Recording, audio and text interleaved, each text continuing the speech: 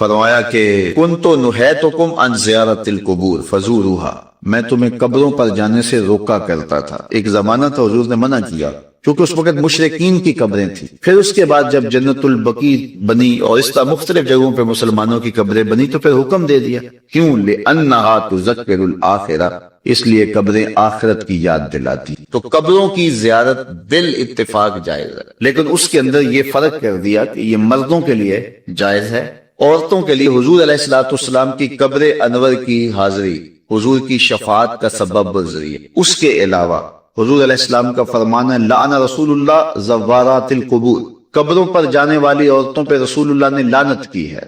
اور اس پر علماء نے لکھا ہے کہ جو فزوروہا کی اجازت ہے، کیا اس میں عورتیں شامل ہیں یا نہیں شامل؟ تو ایک کثیر طبقہ کہتا ہے کہ عورتیں شامل نہیں ہیں، اور جو ان کو شامل مانتا ہے اس کو بھی شرائط سے مانتا ہے۔ ایک تو محرم کے ساتھ جائیں، دوسرا وہاں اختلاط مرد و زن نہ ہو، اور تیسری شرط یہ ہے کہ عورتیں جزا فضا نہ کریں، واویلا نہ کریں، جس طرح عورتوں کے اندر جو ہے وہ صبر کی کمی ہوتی ہے مردوں کی نسبت۔ تو اگر ان شرائط کو پورا کیا جاتا ہے تو پھر جو ہے وہ مخصوص جگہوں پہ عورتوں کا چلے جانا قبروں میں جائز ہوگا، اس طرح والد کی قبر پہ جا رہی ہیں، والدہ کی قبر پہ جا رہی ہیں، لیکن ان شرائط کے ساتھ۔ لیکن بعض نے کہا کہ نہیں، مطلق نفی، لیکن جنہوں نے جواز قرار دیا انہوں نے بھی ان 4-5 شرائط کے ساتھ جو ہے جواز قرار دی۔ باقی جو اختلاط مرد و زن جہاں ہوتا ہے اور محرم کے بغیر خواتین جاتی ہیں، جس طرح کہ ہمارے ہاں مروج ہے، اور یہاں بسوں کی بسیں بھر کر کے مختلف درباروں پر مزارات پہ جا رہی ہیں، اعلیٰ حضرت سے پوچھا گیا جائز ہے یہ نہیں جائز، فرمانے لگے مجھ سے یہ پوچھتے ہو جائز ہے، مجھ سے یہ پوچھو ان پہ لعنتیں کتنی برستی ہیں۔ فرمایا جب وہ گھر سے نکلتی ہیں تو ان پر لعنتیں برسنا شروع ہو جاتی، اور تم اس کو مجھ سے جواز کا فتویٰ مانگ رہے ہو۔ تو اب دیکھیے کہ یہ ہمارے معاشرے میں ہے کہ نہیں ہے، اور اس کو کیوں نہیں روکتے؟ اس لیے کہ وہ کہتے ہیں اگر عورتیں نہیں آئے گی تو بابے کا گلہ کون بھرے گا، اس لیے کہ پیسے تو عورتیں ڈالتی ہیں، اس لیے وہ کہتے ہیں کہ ٹھیک ہے، اور اس کے لیے آنکھیں مونجھ لیتے ہیں، بند کر لیتے ہیں۔ ضرورت ہے کہ عورتوں کو مزارات پہ حاضر ہونے سے منع کیا جائے، وہ گھر کے اندر رہیں، اور اگر وہ جانا چاہتی ہیں تو یہ شرائط ہیں جو ہمارے علماء نے دی، اور ان شرائط پر پورا اترنا اتنا آسان نہیں ہے۔ اسی طرح اللہ نے فرمایا کہ جو ہے وہ زیارت قبور بالاتفاق جائز ہے۔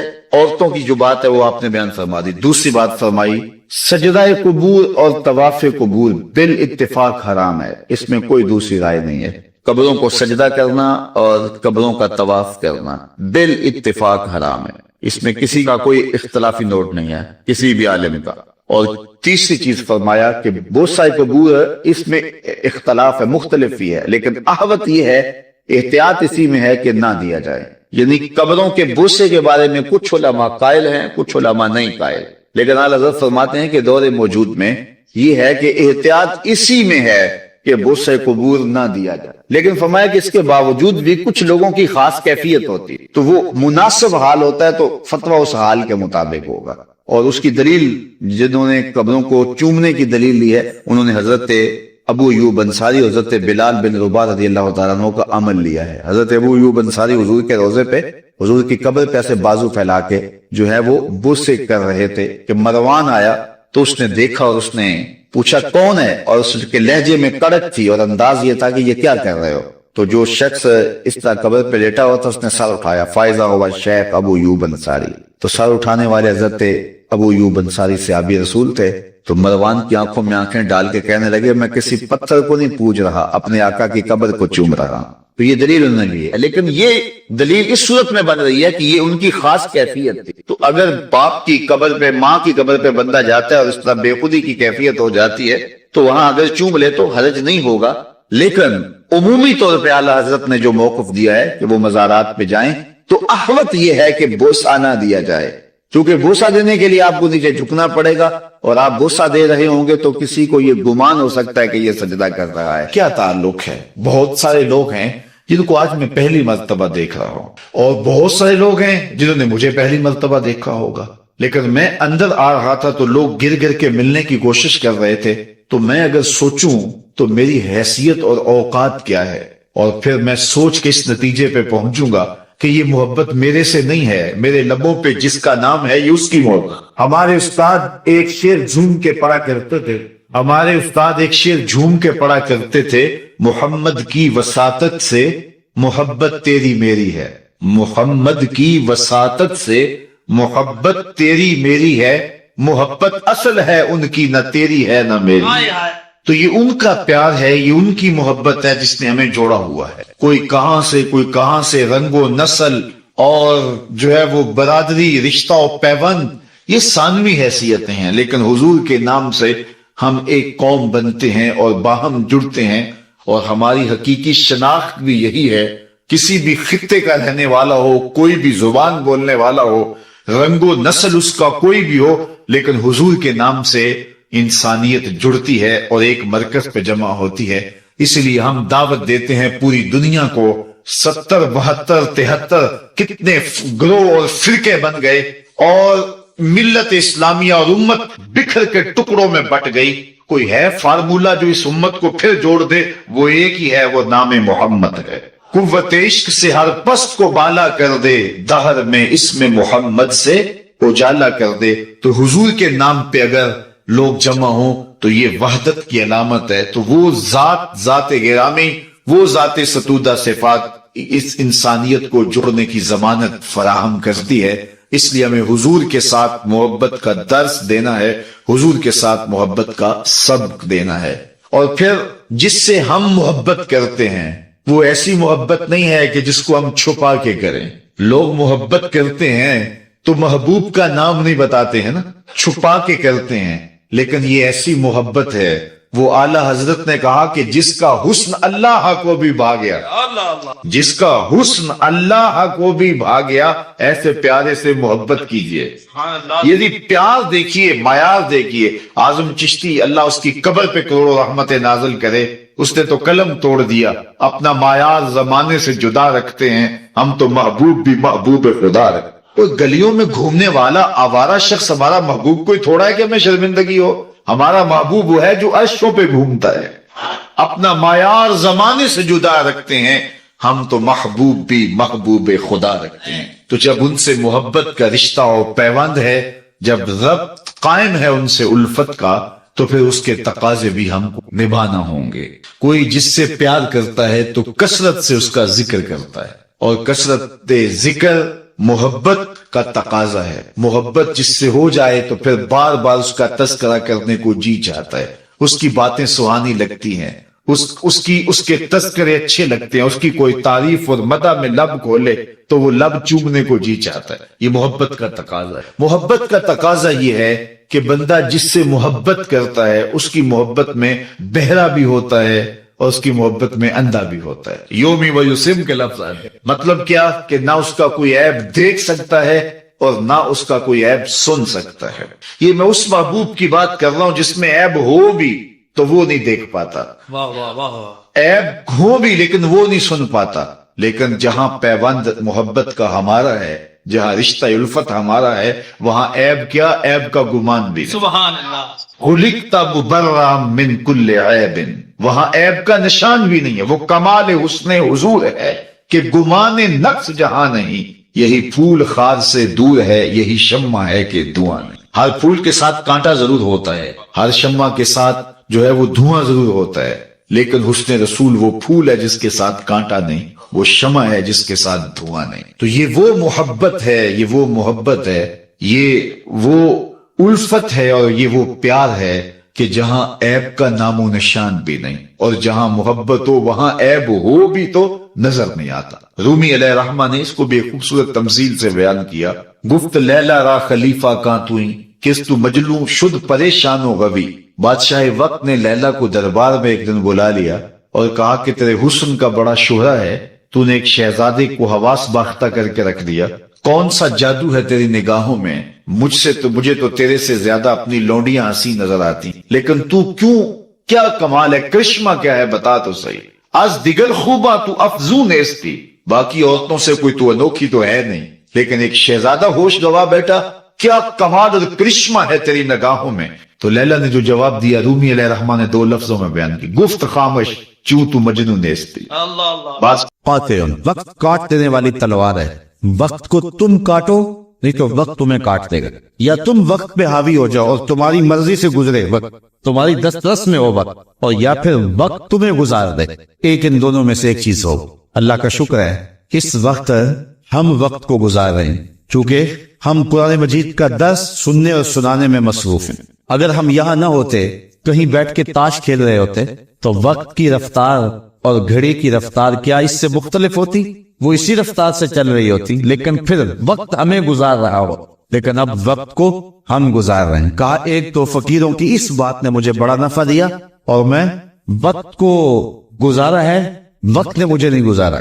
دوسری بات فقیروں کی جو میرے لیے بڑی نفع بخش ثابت ہوئی وہ یہ ہے کہ درویش کہتے ہیں، اللہ والے لوگ کہتے ہیں کہ اپنے آپ کو نیکی کے کام میں لگا دو ورنہ نفس تمہیں برائی کے کام میں لگا دے گا. آپ اپنے آپ کو کھینچ کے یہاں لے آئے نا، اگر نہ یہاں کھینچ کے لاتے اور نفس مجھے یا آپ کو کسی اور جگہ لے جاتا تو پھر ہمارا وقت کتنا برباد ہوتا. تو کہا تم کھینچ کے اپنے آپ کو نیکی کے کام پہ لگا دو ورنہ نفس جو ہے وہ تمہیں برائی کے کام پہ لگا دے. بلکہ صوفیاء کے ہاں اس بات کا خیال رکھا جاتا ہے کہ وقت کا زیادہ اچھا مصرف کیا ہے، بہتر سے بہتر کی تلاش. حضرت اویس کرنی رضی اللہ تعالیٰ عنہ حضور کی زیارت نہیں کر سکے. بوڑھی ماں تھی جن کی خدمت ان کو حضور کی زیارت سے روکے ہوئے تھی، بلکہ حضور اپنی قمیص کے بٹن کھول کے یمن کی طرف رخ کر کے لمبی لمبی سانسیں لیتے اور فرماتے ہیں مجھے یمن سے یار کی خوشبو آ رہی. تو کسی نے کہا حضور وہ اتنا آپ اس سے پیار کرتے ہیں اور وہ ملنے بھی نہیں آیا آپ کو؟ کہا اس کی بوڑھی اور نابینا ماں ہے جس کی خدمت اسے میرے حضور آنے سے روکے ہوئے. اور کوئی اویس بن عامر کو ملے اور میرا سلام کہے اور اس کو کہے کہ میری امت کی بخشش کی دعا کرے. معلوم ہوا جو ماں باپ کے خدمت گزار ہوتے ہیں ان کی دعائیں رد نہیں ہوتی. حضرت عمر اور حضرت علی المرتضیٰ رضی اللہ تعالیٰ عنہ گئے دورے فاروقی میں حضرت اویس کو ملنے کے لیے. خیر ملاقات ہو گئی تو جا کے حضور کا سلام دیا. بس اویس کی آنکھوں سے جھرنے پھوٹنے لگے، آنسو تڑپ گئے، بدن پہ کپ کپی، آنکھوں میں آنسو، اور بار بار پوچھتے تھے میرے رسول کے لبوں پہ میرا نام کیسے آیا تھا، کیسے حضور نے کہا تھا اویس کو میرا سلام دینا. اللہ اکبر. کچھ دیر گفتگو ہوئی تو حضرت اویس کرنی نے ہاتھ آگے بڑھاتے ہوئے کہا اچھا پھر آپ نے بھی آخرت کی تیاری کرنی ہوگی، میں نے بھی آخرت کی تیاری کرنی ہے، حشر کے دن ملاقات ہوگی. تو دیکھیے کہ یہ لوگ وقت کے کتنے قدردان ہیں اور وقت کی اہمیت کو کتنا سمجھتے ہیں. جس قدر وقت کو فقیر لوگوں نے مینج کیا ہے دنیا کا کوئی شخص نہیں کر سکتا. یا 90 لاکھ لوگوں سے تو ہم ساری زندگی میں ملتے نہیں ہیں اور غریب نواز نے 90 لاکھ کو کلمہ پڑھا دیا، تو کیسے وقت کو استعمال کیا.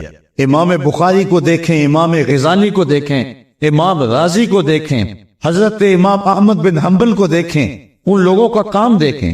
امام احمد رضا کو دیکھیں، 1600 کتابیں لکھ دینا کچھ تماشا لبے بام تھوڑا ہے. تو کیسے انہوں نے وقت کو گزارا اور وقت کی اہمیت کو جانا، اور ہم ہیں کہ اپنا وقت ضائع کر رہے ہیں. چائے والے کھوکھے پہ بیٹھ کے تو وقت گزر گیا اور حمام پہ بیٹھے تو وقت بیت گیا. گپ شپ شروع ہوئی تو بس اس پہ وقت لگ گیا. والذین هم عن اللغو معرضون، وہ لغویات سے اعراض کرتے ہیں. آگے سورہ فرقان ہے اسی 18ویں پارے میں، وہاں فرمایا کہ جب وہ لغو سے گزرنے کی نوبت آ جائے تو عزت سے گزر جاتے. وہ باندر کا تماشا دیکھنے رک نہیں جاتے. ان کے مقاصد جلیل ہیں، ان کی زندگی کے بڑے مقاصد ہیں. وہ اپنی زندگی کو ان مقاصد کے حصول کے لیے لگا کے بیٹھے ہوئے تو وہ اپنے وقت کو ضائع نہیں کرے. تو کہا محبوب مجھے قسم تیرے زمانے کی، انسان خسارے میں. اب انسان تو خسارہ ماننے کو تیار نہیں ہے. وہ کہتا میں تو خسارے میں نہیں ہوں، میں تو ہواؤں کے دوش پہ اڑتا ہوں، میں تو کائنات کو نخچیر بنایا ہوا ہے، زمانہ میرا باج گزار ہے، ستاروں پہ کمندے میں ڈال چکا ہوں، میں اپنی زندگی کو آسائشوں سے بھر لیا ہوا ہے. کہاں وہ گھاس پھوس کے جھونپڑے اور کہاں عالی نصف کوٹھیاں، کہاں کھانے کے لیے نان شبینہ بھی میسر نہیں تھا، اور کہاں اتنے کھانے کہ انتخاب مشکل ہو جاتا ہے، کہاں پیون لگے ہوئے کپڑے اور کہاں اتنے لباس ہیں کہ بدلنے کی باری نہیں آتی ہے. تو میں تو خسارے میں نہیں ہوں، میں تو ہواؤں کے دوش پہ اڑتا ہوں، میں تو سمندر کی تہوں میں اتر جاتا ہوں، میں تو پوری دنیا کو گلوبل ولیج بنا لیا ہوا ہے، میں تو کائنات کا سارا حسن کشید کر لیا ہے، میں تو خسارے میں نہیں ہوں. اللہ کہتا ہے محبوب مجھے قسم تیرے زمانے کی یہ خسارے میں ہے. یہ خسارہ ماننے کو تیار نہیں، اور اللہ کہتا ہے محبوب مجھے تیرے زمانے کی قسم یہ خسارے میں.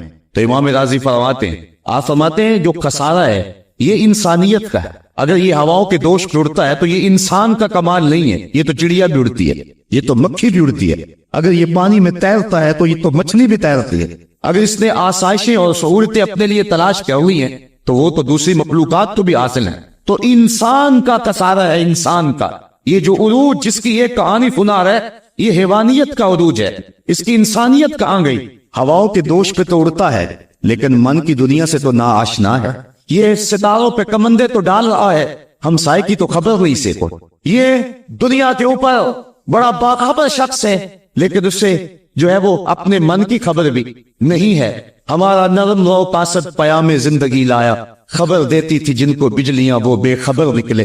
یہ تو من سے نا آشنا ہے. کہاں گئی اس کی انسانیت؟ یہ ہواؤں میں اڑتا ہے, اگر چاند کی چھاتی پہ قدم رکھ چکا ہے, وہاں سے خاک لا کے دکھاتا پھرتا ہے کہ یہ میں نے جو چاند سے بات جو ہے وہ اکٹھی کی تھی, اور یہ دیکھو میں تمہارے سامنے رکھ رہا ہوں. تو زمین پہ پہلے تھوڑا بوجھ تھا کہ اور خاک لے آیا. انسانیت کو اس کا کیا فائدہ ہوا؟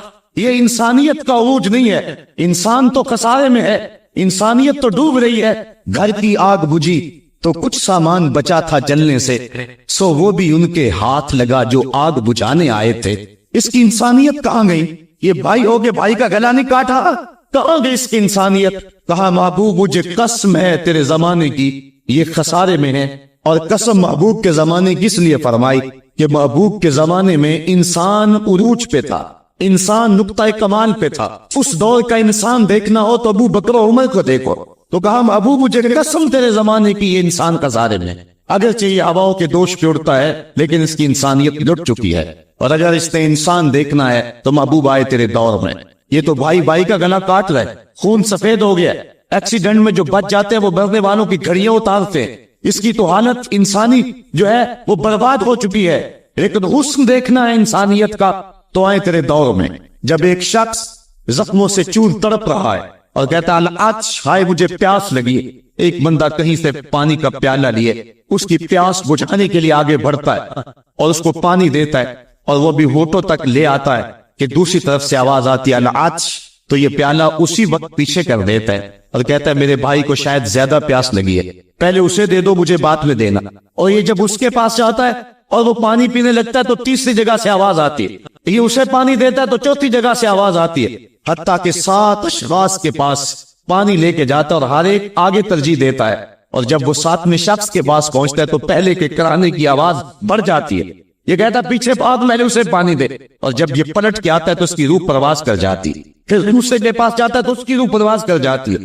پانی کا ایک پیالہ اور 7 آدمی زندگی اور موت کی کشمکش میں نزا کا عالم اور ایک دوسرے کو ترجیح دے رہے ہیں. کہا یہ تھا حسن انسانیت کا.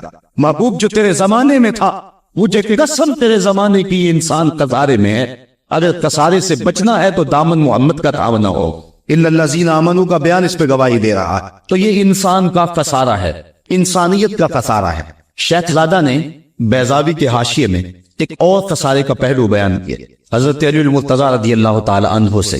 آپ فرماتے کسارہ یہ ہے, یہ انسان کی جو سانسیں ہیں, ہم لمحہ لمحہ سمجھتے ہیں کہ ہم بڑے ہو رہے ہیں لیکن ہم موت کے قریب ہو رہے ہیں. یہ سانسیں موت کی طرف بڑھنے والے قدم ہے. تو یہ ہے انسان کا کسارہ جو اپنی سانسوں کے ذریعے کر رہا ہے. امام راضی لکھتے ہیں کہ ایک شخص پھٹے پہ رکھ کے برف بیچ رہا تھا, اور ایک بزرگ کہتے ہیں کہ مجھے ان الانسان لفی خسر کا ترجمہ سمجھ میں نہیں آتا. جب اللہ کرم نوازی فرمانے لگے تو پھر ہدایت کے سامان اس کے لیے بنتے چلے جاتے ہیں, اور جب کسی کی بہتری کا اللہ ارادہ نہ کرے تو اسے قرآن سے بھی ہدایت نہیں ملتی ہے.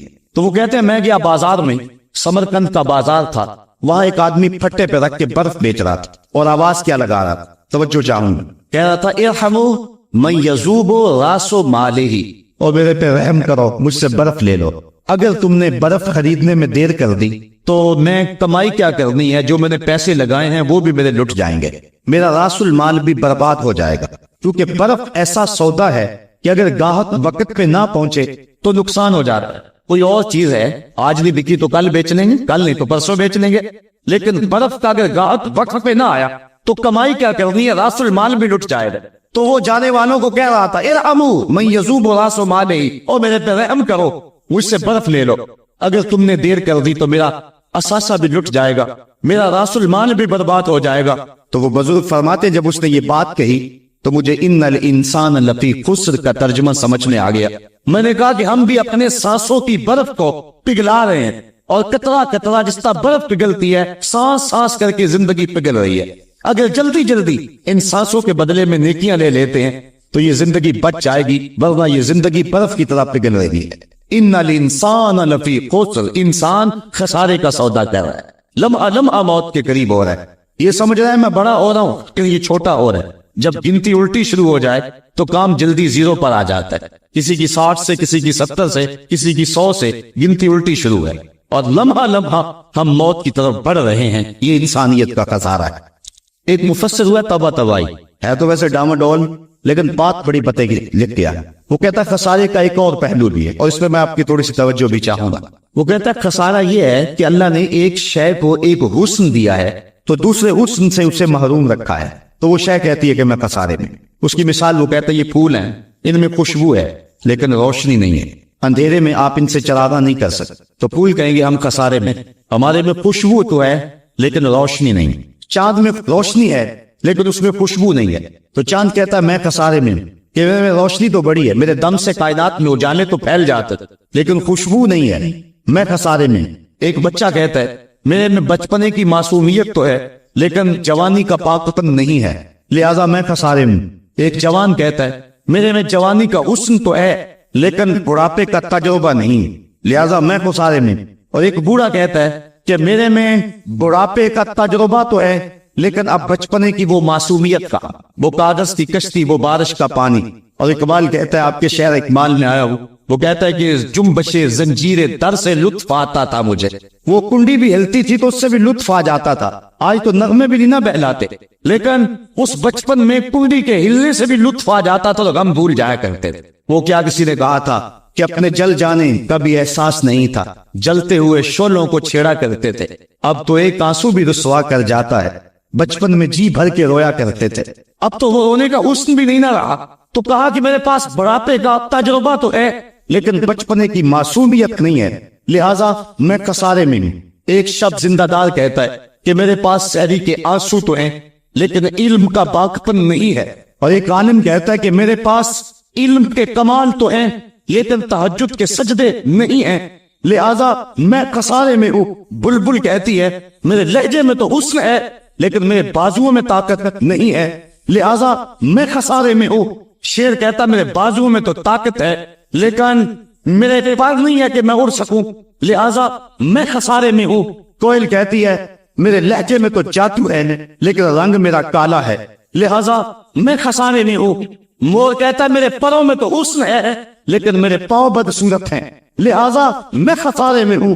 تو وہ کہتا ہے کہ کائنات کی ہر شے کسی نہ کسی طرح خسارے میں ہے، لیکن پھر کہتا ہے اگر تمہیں شوق ہو کہ ایک ذات ایسی بھی دیکھے جس میں خسارہ نہ ہو تو آؤ مدینے کی گلی میں آ جاؤ، حسن کی ساری شوقیاں، جمال کے سارے کریمے اور حسن کا سارا باغپن اگر ایک ذات میں دیکھنے کا شوق آ جائے، حسن یوسف دم عیسیٰ ید بیسا داری ہما دارند آنچ گوبا تو تنہا داری۔ کائنات حسن جب پھیلی تو لا محدود تھی اور جب سمٹی تو تیرا نام بن کے رہ گیا۔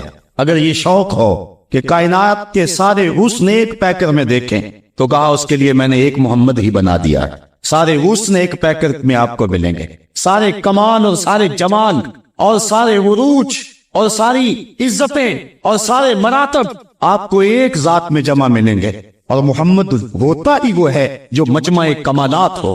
تو کہا کہ یہ ہے ایک خسارے کا پہلو، اور کائنات میں ایک ہی شخص ہے جو خسارے سے بچا ہوا ہے۔ اب جو اس ذات سے وابستہ ہوگا وہ بھی خسارے سے بچ جائے گا۔ الا الذین آمنوا، جس کے ہاتھ میں یہ دامن ہو وہ خسارے سے بچ جائے گا، ورنہ خسارے سے کوئی بچ نہیں سکتا۔ نہ دولت بچا سکتی ہے، نہ اقتدار کی بچھی ہوئی مسندیں خسارے سے بچا سکتی ہے، نہ کوئی اور انسان کو دنیاوی کمال خسارے سے بچا سکتا ہے۔ اگر خسارے سے بچنا ہے تو ہاتھوں میں دامن مصطفیٰ لینا ہوگا۔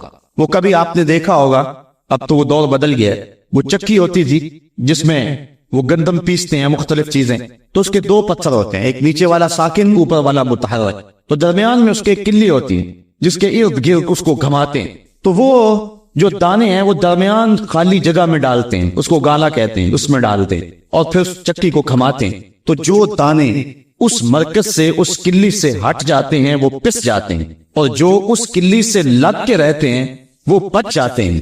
کہا محبوب مجھے قسم تیرے زمانے کی، انسان خسارے میں ہے इल्लल्लज़ीन आमनू, बचेगा वो जो तेरे दामन से लिपट जाएगा। और ये मैं मफहूम ईमान का जो आपके सामने दामने मुस्तफा से तमस्सुक इख्तियार करना, ये मेरी जज्बातियत का कमाल नहीं, हकीकत ही ये है।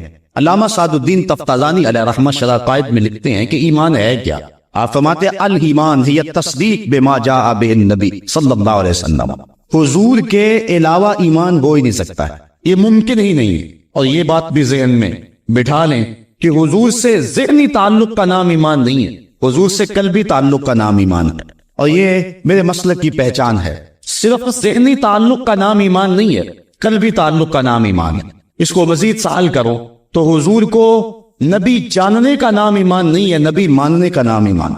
वरना कितने लोग थे जानते थे लेकिन ईमान न लाए। अल्लज़ीना आतैनाहुल किताब यारिफूनहु कमा यारिफून अबनाअहुम, जिनको हमने किताब दी वो ऐसे जानते थे जिस तरह बेटों को जाना करते, लेकिन इसके बावजूद ईमान नसीब नहीं हुआ। ईमान जानने का नाम नहीं है, ईमान मानने का नाम। फूल को बुलबुल जानती नहीं मानती है, अगर मानती न होती तो फूल के गिर्द रक्स से बिस्मिल के तमाशे न करती। शमा को जानते सारे हैं लेकिन मानता सिर्फ परवाना है।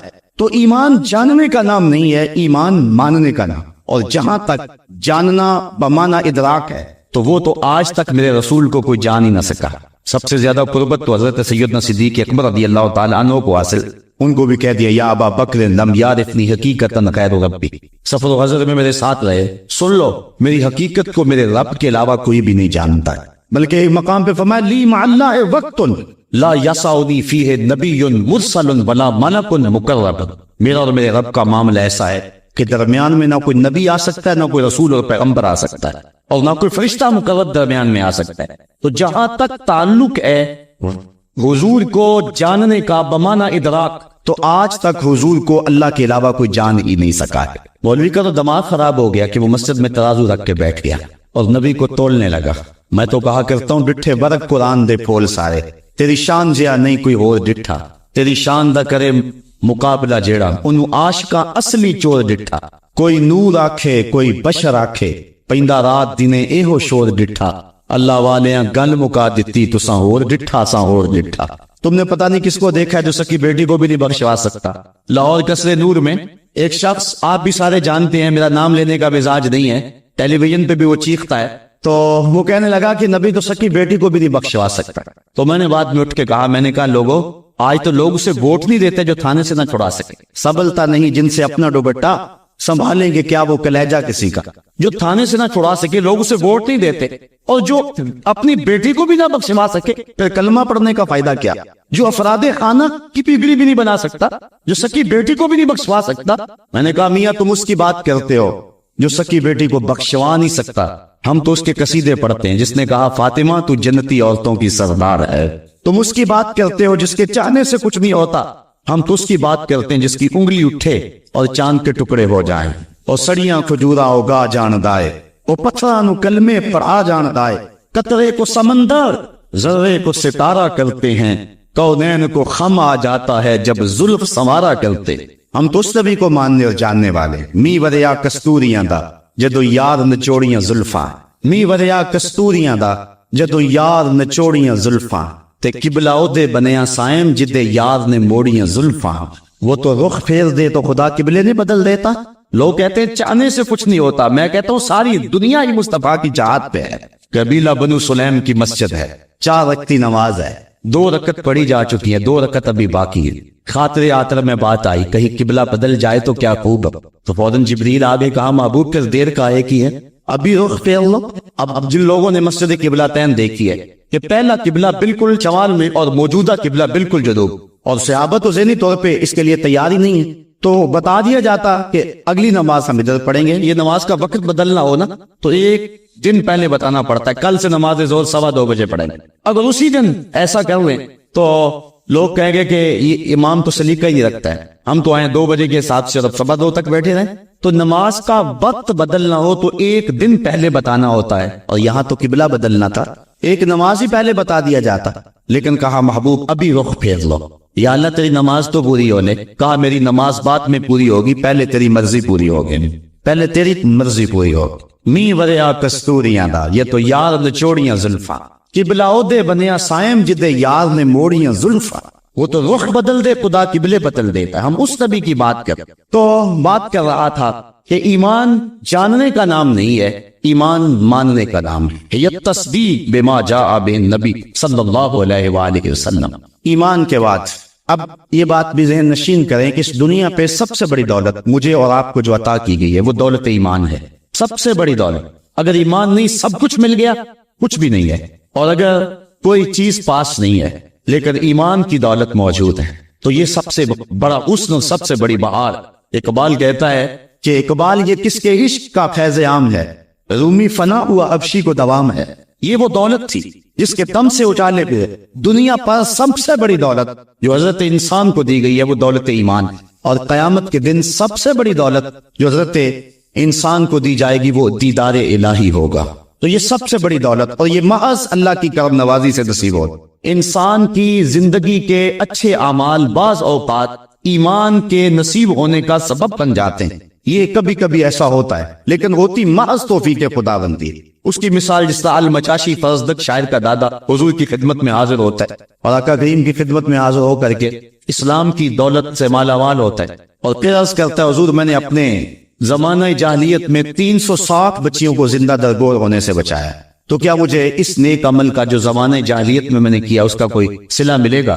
چونکہ شاید بڑا گداز اور نرم دل ہوتا ہے، وہ تو شاخ سے ٹوٹتے ہوئے پھول کو بھی برداشت نہیں کر سکتا. وہ کیا کہا تھا اقبال نے، دل نہیں شاعر کا ہے کیفیتوں کی رستخیز، کیا خبر تم کو درون سینہ کیا رکھتا ہوں میں، سچ اگر پوچھے تو افلا سے تخیل ہے وفا، دل میں ہر لہجہ نیا محشر بپا رکھتا ہوں میں، در غم دیگر بسوزو دیگر آرا ہم بسوز، گفتبت روشن حدیث سے گر توانی تار ہوش، کہہ گئے ہیں شاعری جزویست از پیغمبری، ہاں سنا دے پڑھ کے ان کو پیغام میں سروش. امیر منائی نے غالباً کہا تھا کہ خنجر چلے ہم پہ، خنجر چلے کسی پہ ہم، اور تڑپے جو ہم امیز تو درد سارے جہاں کے ہمارے جگر میں. اور اقبال نے آنکھ سے تشبیہ دی شاعر کو ایک جگہ، مبتلا درد ہو کوئی عذر روتی ہے آنکھ، کس قدر ہم درد سارے جسم کی ہوتی ہے آنکھ. تو جب کوئی ظالم باپ اپنی بیٹی کو زندہ درگور کرنے لگتا تو یہ کہتا کہ میں تڑپ گاپن اونٹنیاں دے کر کے اس بچی کی جان چھڑا لیتا. اس طرح میں نے 360 بچیوں کی جان چھڑائی. کیا زمانہ کفر میں کیے گئے میرے اس نیک عمل کی مجھے کوئی جزا ملے گی؟ تو حضور نے مسکرا کے فرمایا ہے کہ تجھے اس کی جزا مل تو گئی ہے کہ اللہ نے تجھے ایمان عطا فرما دیا. تو کبھی ایسا ہوتا ہے، لیکن اگر ایمان نہیں ہے تو اعمال کی جزا نہیں ہے. اسی لیے الا الذین آمنوا وعملوا الصالحات، اعمال کی جزا بصورت ایمان اگر مل جائے تو مل جائے، اور اگر ایمان نہیں ہے تو پھر آخرت میں لا خلاق کوئی حصہ نہیں ہے. الا الذین آمنوا وعملوا الصالحات. انسان خسارے میں ہے.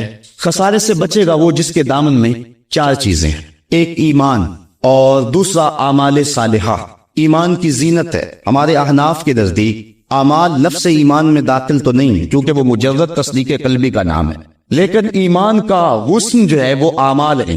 آج ہمارا حال یہی ہے کہ دعوی ایمان ہمارے پاس موجود ہے لیکن مسلمانوں والے اعمال ہمارے پاس نہیں ہیں. تیرے صوفے ہیں فرنگی، تیرے کالی ہیں ایرانی، خون کے آنسو رلاتی ہے جوانوں کی تن آسانی، ہر کوئی مست مئے ذوق تن آسانی ہے، تم مسلمان ہو یہ انداز مسلمانی ہے، حیدری فقر ہے نئے دولت عثمانی ہے، تم کو اسلاف سے کیا نسبت روحانی ہے، وہ معزز تھے زمانے میں مسلمان ہو کر اور تم خار ہوئے وہ تارک قرآن.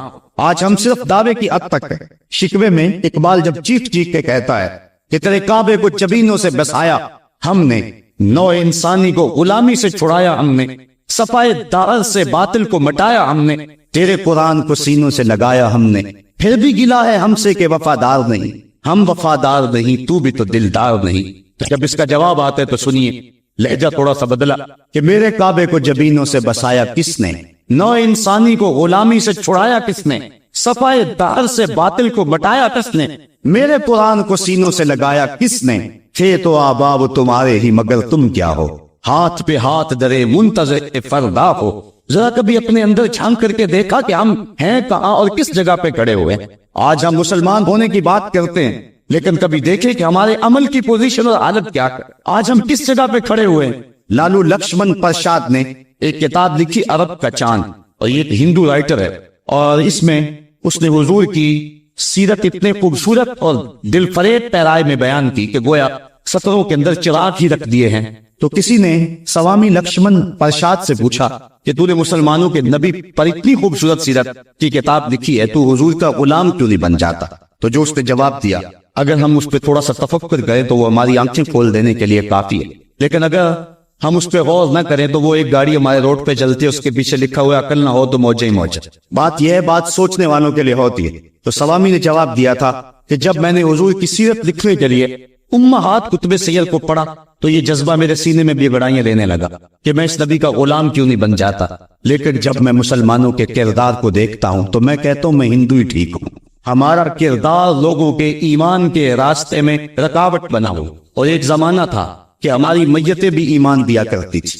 इमाम मोहम्मद का जब जनाजा उठा तो पूरा पसरा उमड़ आया। यहूदी ईसाई कहने लगे मुसलमानों का इमाम जा रहा है और उसका आखिरी दीदार है, चलो तुम भी आखिरी दीदार में शामिल हो जाओ, जनाजे में शामिल हो जाओ। लोग ज़ौक़ शौक की फरावानी में आगे बढ़ बढ़ के जनाजे की चारपाई को कंधा दे रहे थे। तो अगर किसी ईसाई और किसी यहूदी का जी चाहा कि मैं भी मुसलमानों के इमाम के जनाजे की चारपाई को कंधा दूं, तो हमें तारीख बताती है फिर जिसका कंधा इमाम मोहम्मद के जनाजे की चारपाई को छुआ उसके लबों पे कलमा जारी हो गया।